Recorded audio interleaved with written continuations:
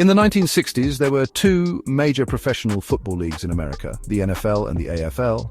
The NFL, or National Football League, was the older and more established of the two.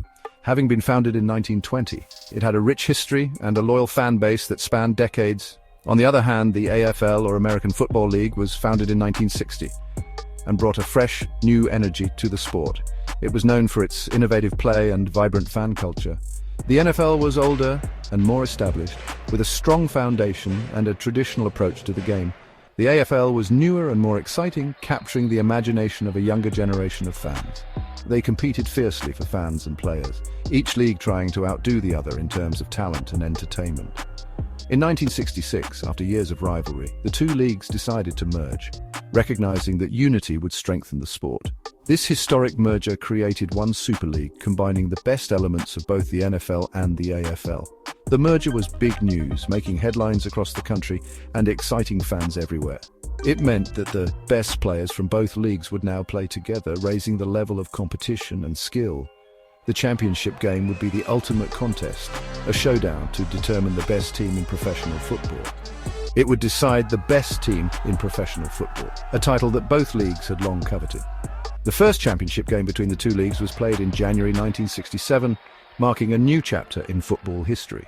The Green Bay Packers, representing the NFL, faced off against the Kansas City Chiefs, representing the AFL, in a highly anticipated match.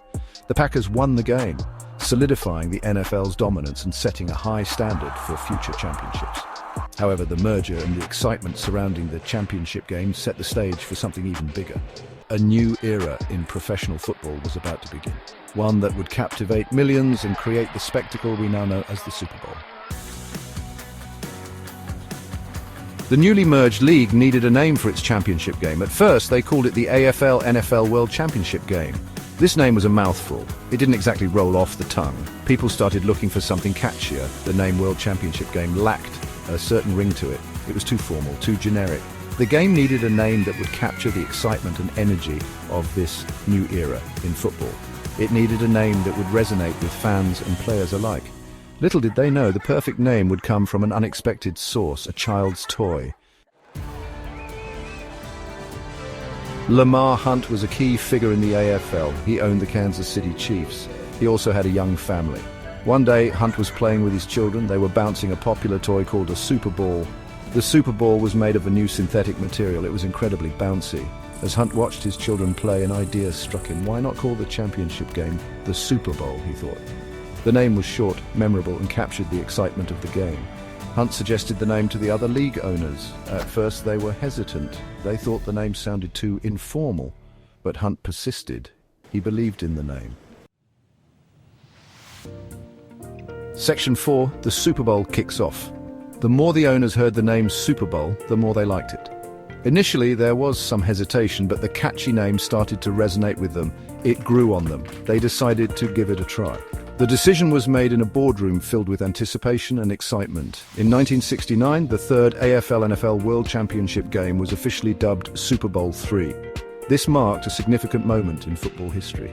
The name was an instant hit. Fans loved it. The excitement was palpable. In the stadiums and on the streets, the media loved it. Headlines and articles were filled with the new name. The Super Bowl was born, and it quickly became a sensation. The game itself lived up to its new name.